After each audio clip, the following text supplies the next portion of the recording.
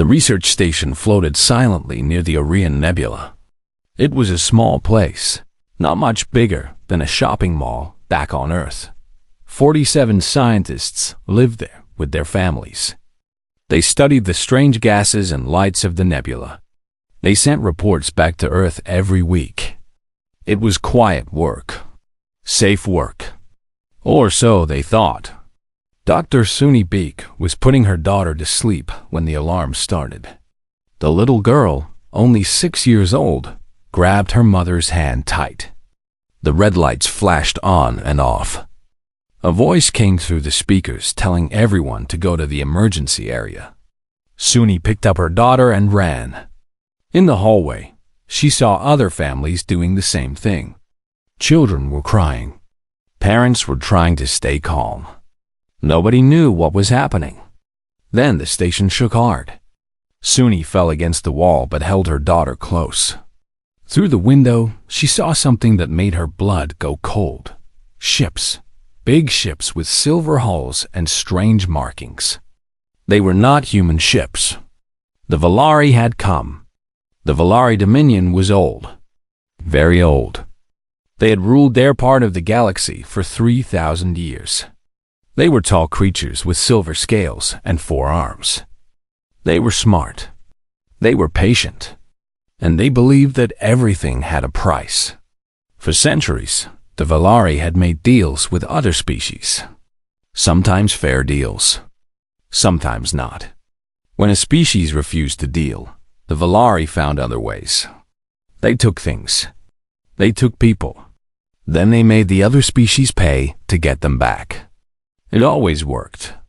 Every species eventually paid. The Valari had learned that love was expensive. Family was the most expensive of all. The boarding teams came through the station like water through broken pipes. They moved fast and quiet. The station had no weapons. The scientists had no training for this. In less than an hour, every human on the station was sitting in the main hall with their hands on their heads.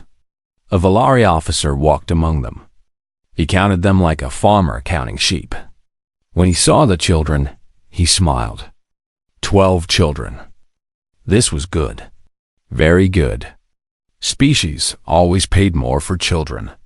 Back on Earth, the first sign of trouble came when the weekly report did not arrive. The Coalition Communications Center tried to contact the station. No answer. They tried again. Still nothing. After 6 hours of silence, they sent a probe to check. The probe arrived to find nothing. The station was empty.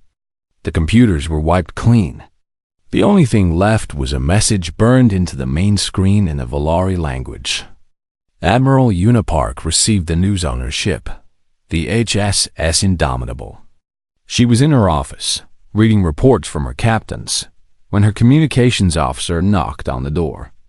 The young man's face was pale. "Admiral," he said, "you need to see this."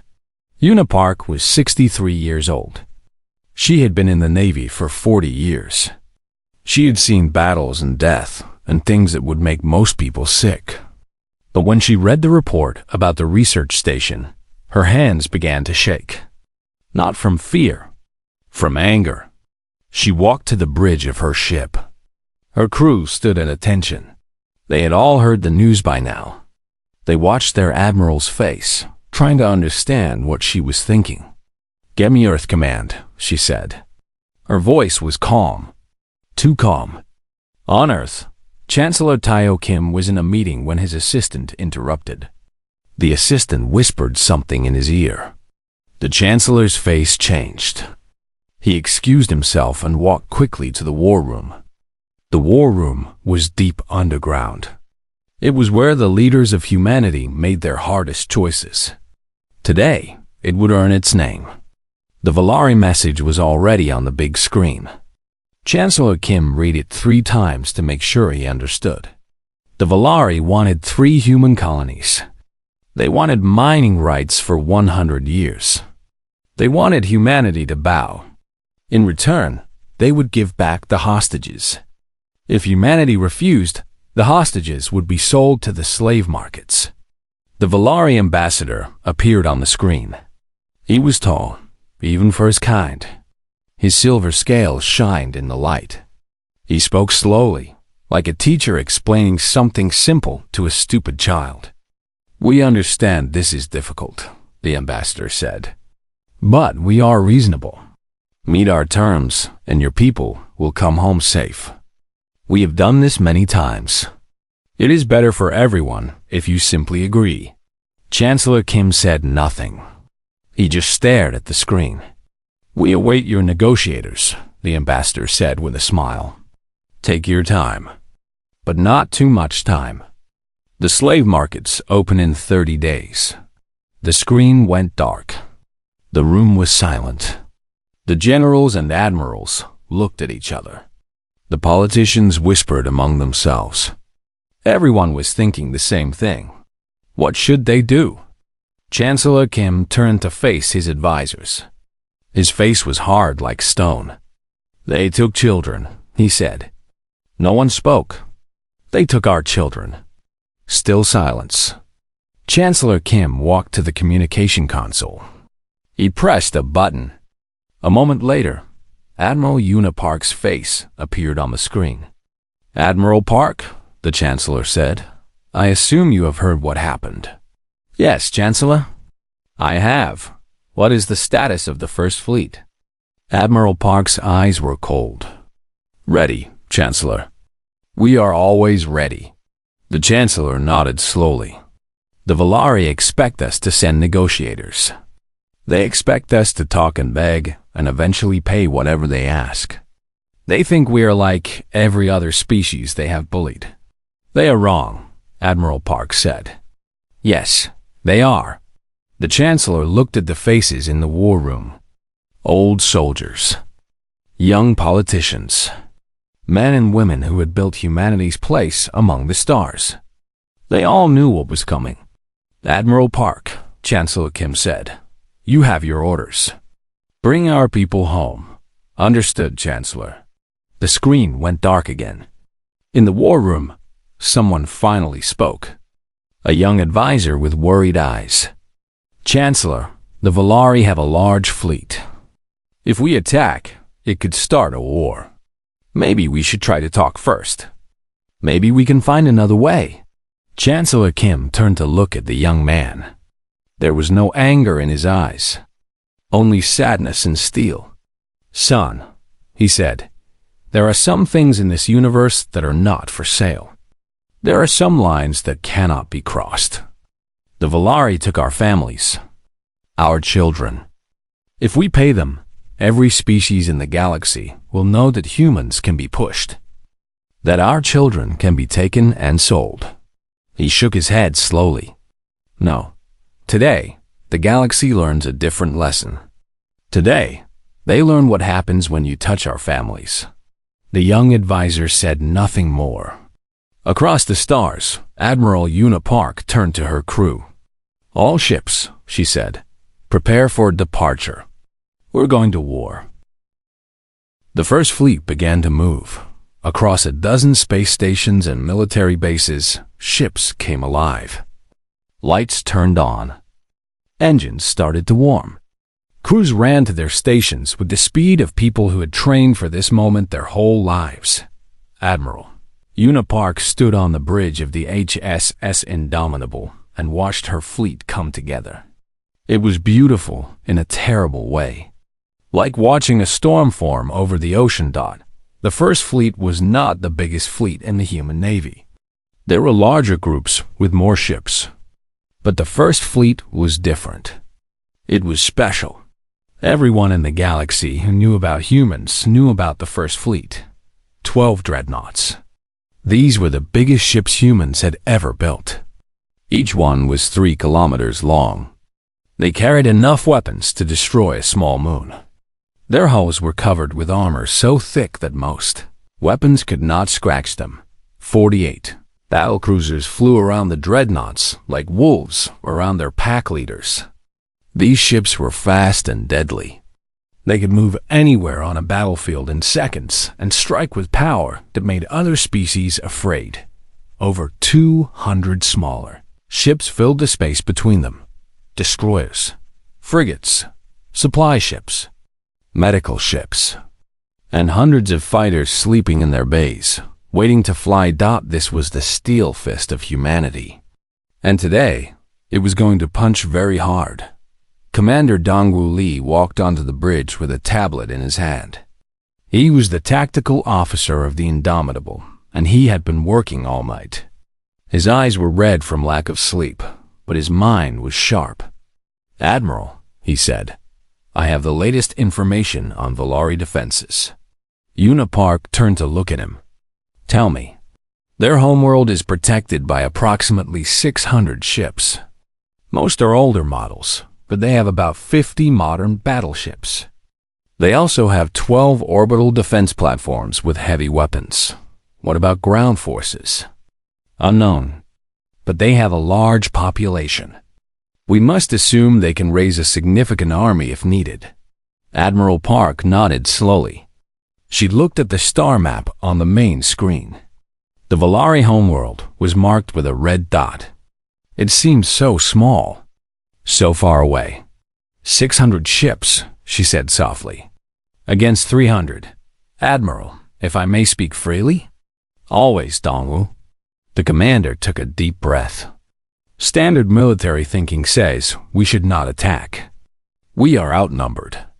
We are far from home. If something goes wrong, there is no backup. Every rule says we should negotiate. Find another way." Admiral Park smiled. It was not a happy smile. "And what do you think, Commander?" Dongwu Li stood up straight. "I think they took our children. I think rules don't matter anymore." "Good answer." The Admiral walked to her chair and sat down. The chair had been hers for 15 years. She had commanded from this seat through 12 major battles. She had never lost. Other species had given her a name. They called her the Anvil, because everything that struck her broke. "All ship captains," she said into the fleet communication system. "This is Admiral Park. By now, you all know what has happened. You know what we have been ordered to do. Some of you may be wondering if this is wise. Some of you may be afraid." She paused. "Good. Fear keeps us sharp. But let me tell you something.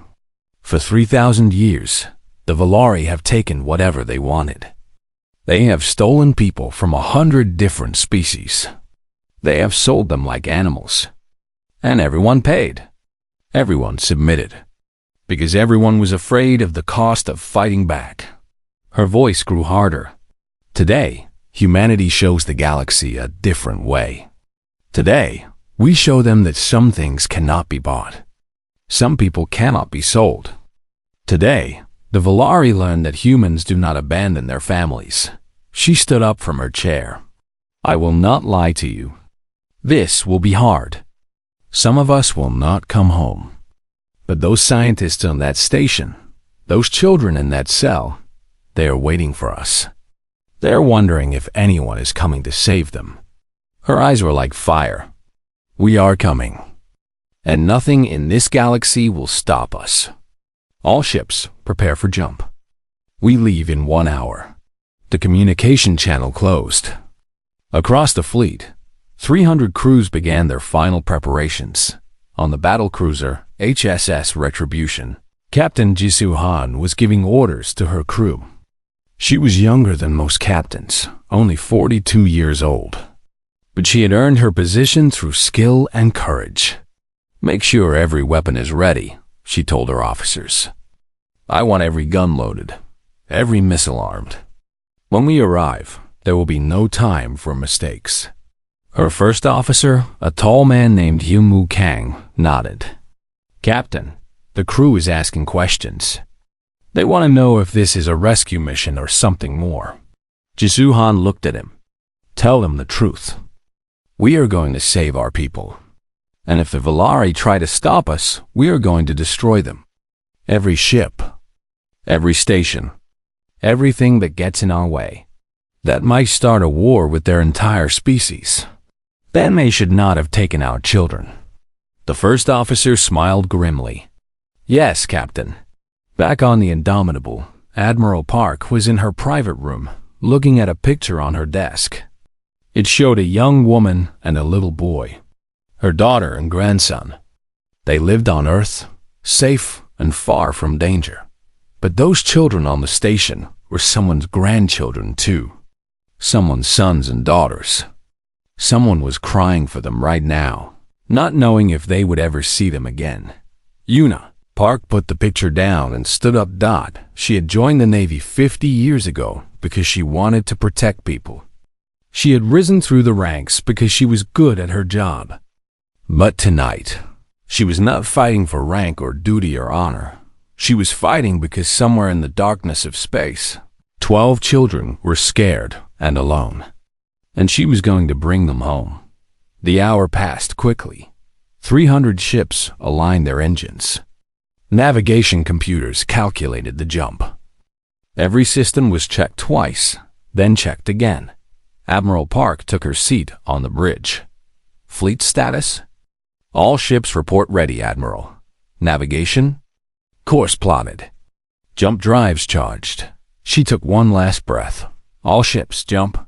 Space bent around the fleet. Stars stretched into lines. And then they were gone, racing across the galaxy toward the enemy. The Valari had no idea what was coming. They would learn soon enough. High Merchant Vorith was having a good day. He sat in his great chair in the council room of the Valari homeworld, reading reports from his agents. The human hostages were secure. The message had been delivered. Now, all he had to do was wait for the negotiators to arrive and the payments to begin. This was his favorite part of the job. The waiting. The knowing that somewhere out there, another species was panicking, arguing, trying to find ways to meet his demands. They always did, in the end. Some took longer than others, but they always paid. His assistant walked into the room with a nervous look on her face. She was young for a Valari, only 200 years old. She had not yet learned to stay calm in difficult situations. "High Merchant," she said. "Our sensors have detected a human fleet approaching our space." Vorith looked up from his reports. "A fleet? How large?" "Approximately 300 ships, High Merchant. They will reach the edge of our territory in 4 days." The old merchant smiled and went back to his reading. "Good. They are bringing their negotiators with a military escort. This is normal. Aggressive species always like to show their weapons before they start talking. It makes them feel strong. High Merchant, with respect, should we not increase our defenses? 300 ships is not a small number." Vorith laughed. It was not a kind laugh. "Child, I have been doing this for 2 centuries. I have dealt with the Keth, who eat their enemies alive. I have dealt with the Mordai, who destroyed 3 of our colonies before we brought them to the table. I have dealt with species so violent that they scared themselves." He leaned back in his chair. "They all came with weapons first. They all threatened and shouted and promised to destroy us. And then, when they realized we had their loved ones, they became quiet. They became reasonable. They paid. But the humans are no different. They are young.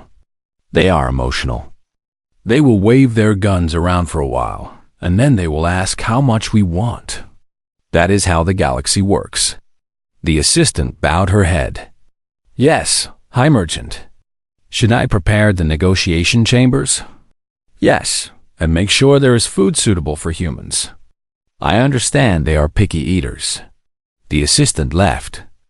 Vorith returned to his work, already counting the resources he would gain from this deal. 3 days passed. The human fleet dropped out of faster-than-light travel at the edge of Valari space.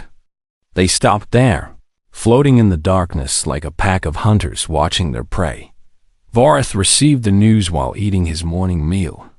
He wiped his mouth and smiled. "Send them a message," he told his communication officer. "Tell them we are prepared to receive their diplomatic envoy. Tell them we are willing to discuss terms." The message was sent. The response came 20 minutes later. It was not from a diplomat. It was from Admiral Unipark, and it was broadcast on all frequencies, open and unencrypted, so that every ship in the system could hear. Vareth listened with growing confusion. This is Admiral Unipark of the United Human Coalition First Fleet. You have taken our people. You have taken our children. You have 48 hours to return them unharmed to the following coordinates. If you do not comply, we will come to your homeworld and take them back. The Admiral's voice was cold, flat, without emotion. There will be no second warning. There will be no negotiation. The message ended. The room was silent. Voreth's advisors looked at each other with uncertain eyes. This was not how things usually went. Where were the angry threats? Where were the promises of revenge followed by quiet offers to talk? Voreth's military advisor, a scarred old veteran named Torak, stepped forward. "High Merchant, perhaps we should take this seriously. The human response is unusual. They are not following the normal pattern." "What pattern?" "They threatened us. Species always threaten us. But they did not offer to negotiate. They did not ask for terms. They simply gave us an order." Voreth waved his hand in dismissal. "A bluff. They are trying to scare us into giving up the hostages for free. It will not work. Send them our counteroffer. Tell them we have raised our demands. Now we want 4 colonies and 150 years of mining rights." Torak's face showed his doubt. "High Merchant, I have studied human military history. They are an aggressive species. They fight wars that make no logical sense. They sacrifice their lives for things that have no material value. If they have truly decided to attack, they will not attack. No one attacks. The cost is too high. They would lose ships, soldiers, resources. And for what? To save 47 people? No species is that foolish." The military advisor fell silent. There was nothing more he could say. The High Merchant had made his decision. The counteroffer was sent. The humans did not respond. 48 hours passed. Voreth was in his office when Torak burst through the door without knocking. His face was pale. "High Merchant, the human fleet is moving." Voreth jumped to his feet. "What do you mean, moving?" "They are advancing into our space. At full speed. They are not stopping at our border stations. They are not responding to our messages. They are coming straight for the homeworld." For the first time in 200 years, Voreth felt real fear in his chest.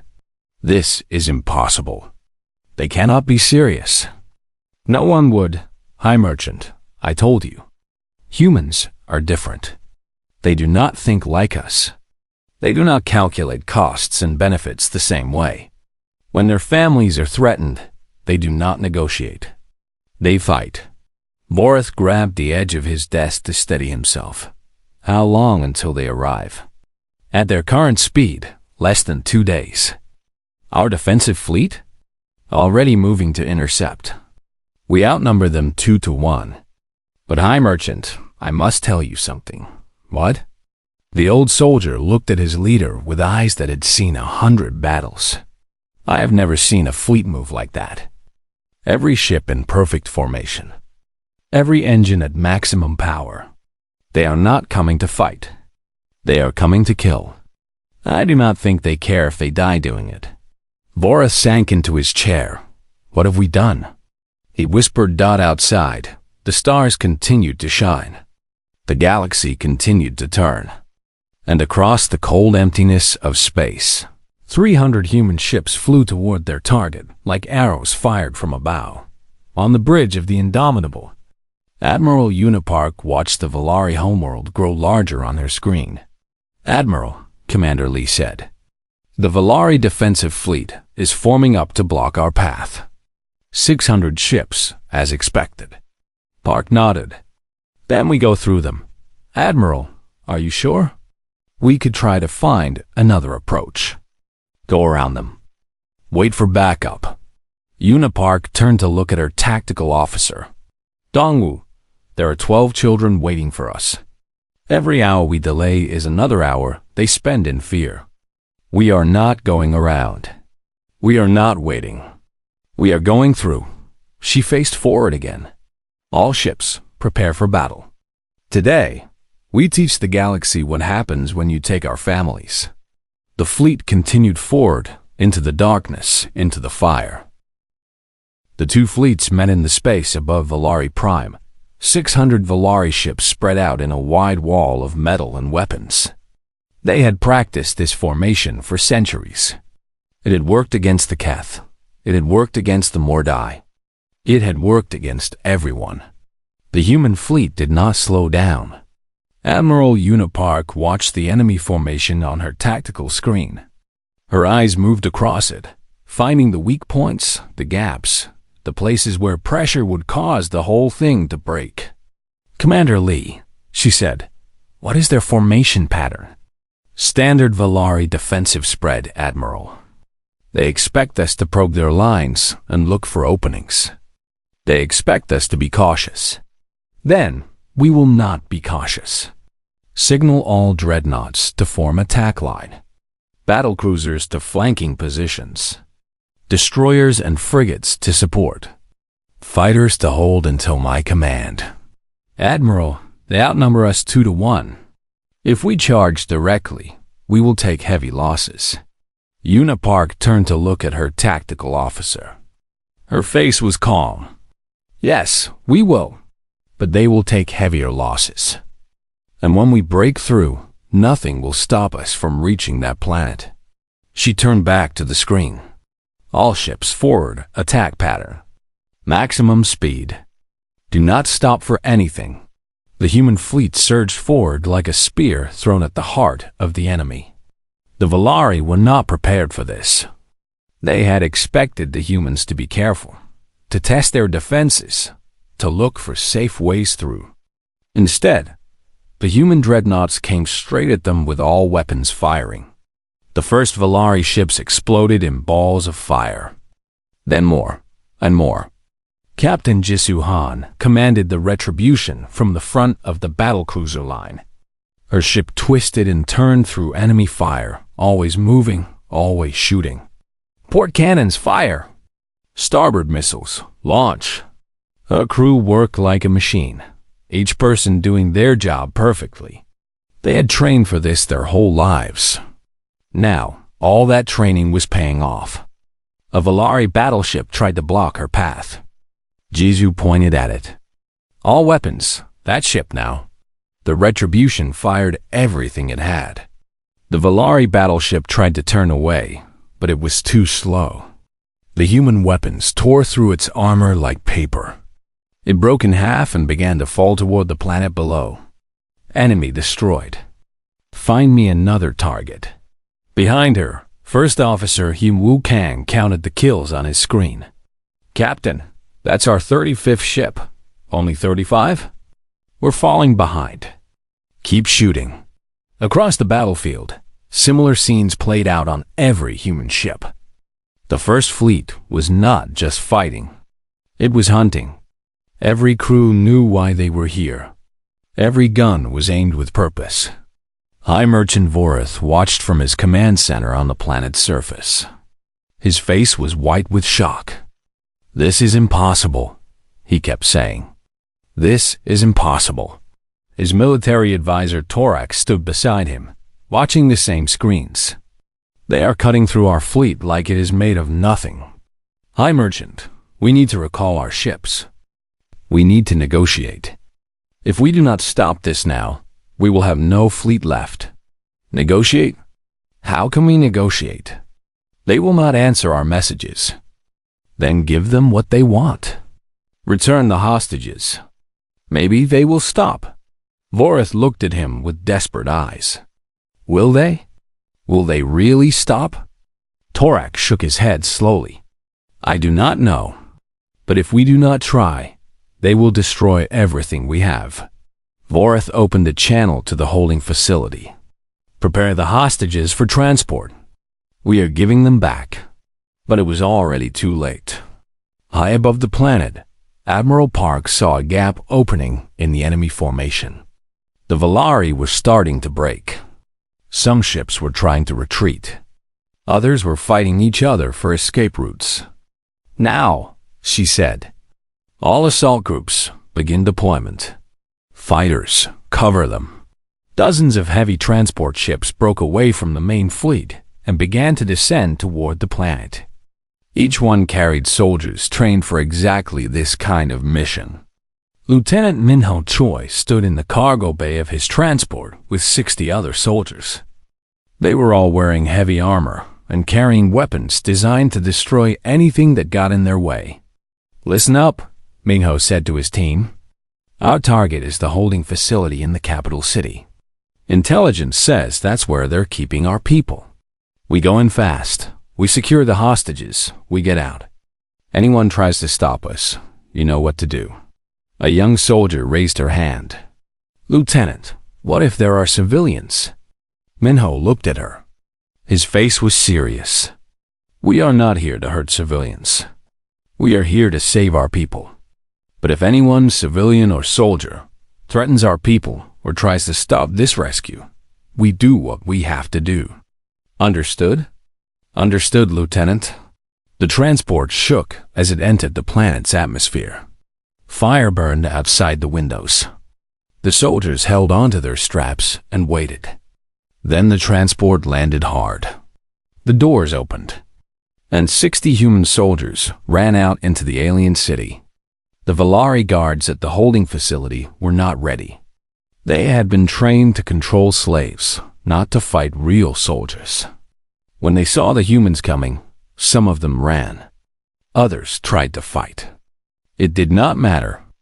Minho led his team through the front gate in 40 seconds.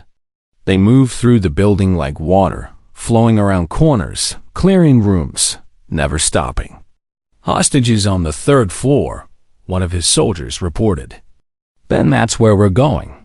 They reached the 3rd floor in 3 minutes. The door to the holding area was locked with a heavy metal bar. Minho pointed to his biggest soldier. "Open it." The soldier stepped forward with a special cutting tool. The metal bar melted in seconds. The door swung open. Inside, 47 humans looked up with shocked eyes. Scientists and their families, still wearing the same clothes they had worn when they were taken. Children holding their parents' hands, faces dirty and scared.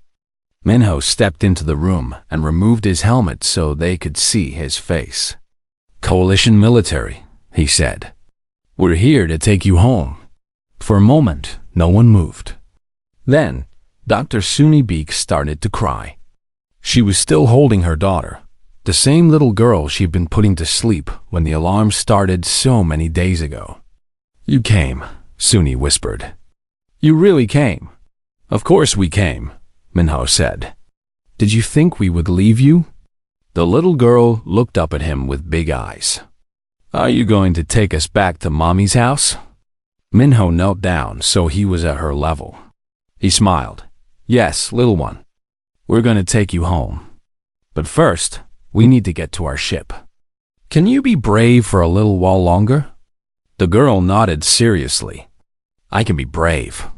Good girl." He stood up and turned to his soldiers. "Secure the hostages. We're moving to extraction point in 2 minutes. Anyone gets in our way, remove them." Above them, the battle was ending. The Valari fleet was broken. Ships were burning everywhere. The orbital defense platforms were silent, destroyed by the dreadnought's heavy guns. Admiral Park watched the reports coming in from the planet's surface. "Hostages secured," Commander Lee announced.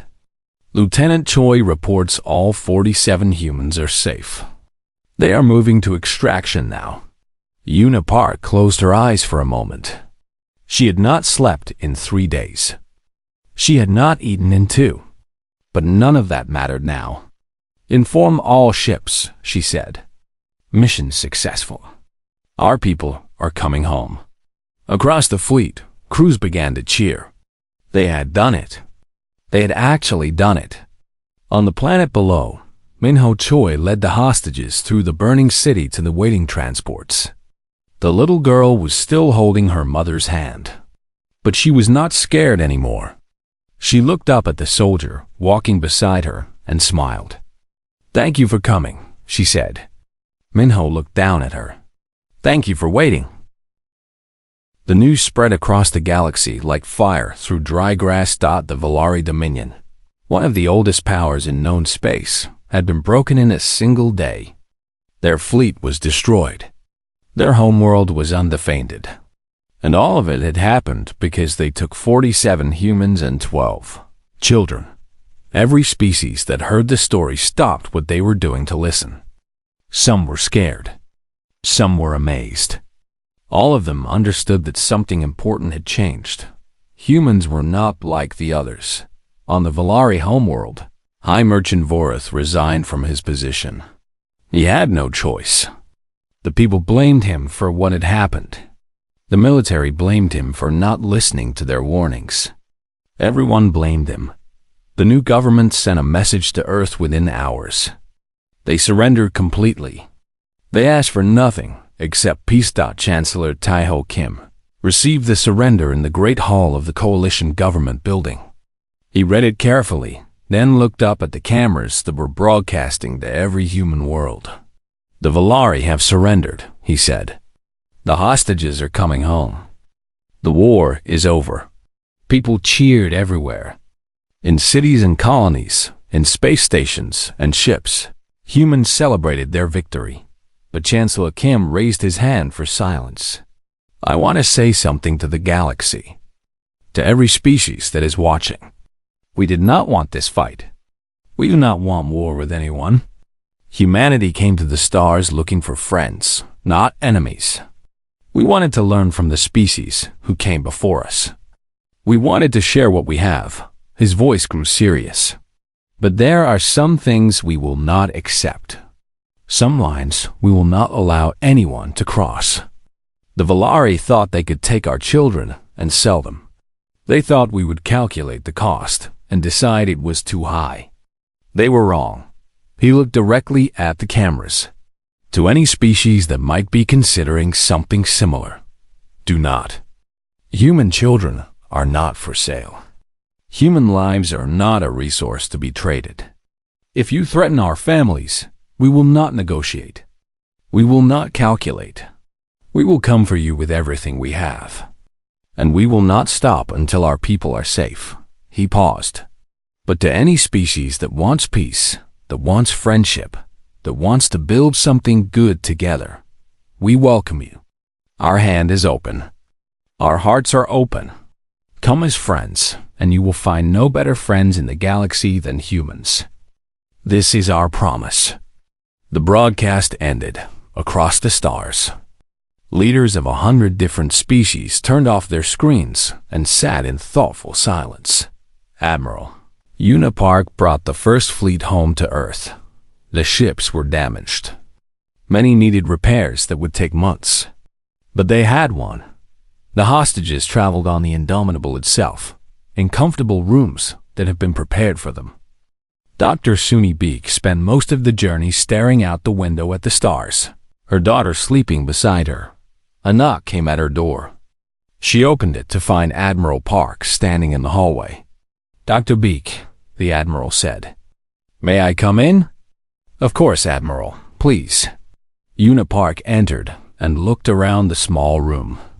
Her eyes stopped on the sleeping child. "How is she doing?" "Better than I expected. Children are strong.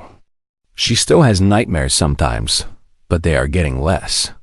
The Admiral nodded. She seemed tired in a way that went deeper than physical exhaustion. "I wanted to tell you something," she said. "When we received the message about your station, when we learned what had happened, the first question everyone asked was whether we should try to negotiate, whether we should look for a peaceful solution." Suni listened without speaking. "I never considered it. Not for 1 second. When I heard they had taken children, I knew exactly what I was going to do. Some of my officers thought I was being emotional. Maybe I was. But some things are worth being emotional about. The Admiral looked at the sleeping girl. I have a granddaughter. She is about the same age as your daughter. When I look at your child, I see her. And I know that if anyone ever tried to take her from our family, I would burn the whole galaxy to get her back. Suni felt tears forming in her eyes. Admiral, I don't know how to thank you. I don't know how to thank you. You risked everything. I was just doing my job, Doctor. Protecting our people. That's what the fleet is for. She turned to leave, then stopped at the door. Doctor, the Velari thought humans were like everyone else. They thought we would do the math and decide that 47 lives were not worth the cost of a war. They were wrong. For humans, family is not a number. It is everything. She opened the door. Welcome home, Doctor. The fleet arrived at Earth 2 weeks later. They were met by a celebration unlike anything humanity had ever seen. Every ship was greeted with music and lights. Every soldier was treated as a hero, but the biggest celebration was for the hostages. Suni Beak walked off the ship carrying her daughter in her arms. Her husband was waiting at the bottom of the ramp. He ran to them and wrapped them both in his arms, crying so hard he could not speak. Similar scenes happened all around them. Families reunited. Children finding their parents. Scientists seeing their loved ones for the first time since the nightmare began. Lieutenant Minho Choi watched from the side with his soldiers. He was not crying, but his eyes were not completely dry either. Lieutenant, one of his soldiers said, that was the mission, right? That was why we train? Minho looked at the families holding each other. Yes, he said. That's exactly why we train. In the months that followed, the galaxy changed. The slave markets that the Velari had supplied for centuries closed down. Species that had bought from those markets quietly stopped. No one wanted to be the next target of human anger. Pirate groups that had operated near human space disbanded or moved far away. The risk was no longer worth the reward. If humans would send their best fleet for 47 people, what would they do for a cargo ship? Other species began to look at humans differently. Some were afraid of them. Some respected them. But everyone agreed on one thing. Humans were loyal to their own in a way that defied logic. Some thought this was a weakness. They were wrong. It was the greatest strength humanity had. 1 year after the rescue, Chancellor Taiho Kim gave a speech at a memorial for the soldiers who had died in the battle. 94 humans had given their lives to save 47. These heroes knew the math, the Chancellor said. They knew they might die for people they had never met. They went anyway, because to them, every human life was precious. Every child was worth protecting. They did not fight for money or glory or power. They fought for family, for the idea that no human should ever be left behind. He looked out at the crowd. The galaxy has learned to respect us. Some even fear us. But I hope they also understand us. We are not conquerors. We are not bullies. We are simply people who believe that family is sacred. That children deserve to be safe.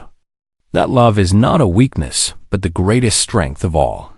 He raised his hand in salute. To our fallen heroes, thank you. Your sacrifice will never be forgotten.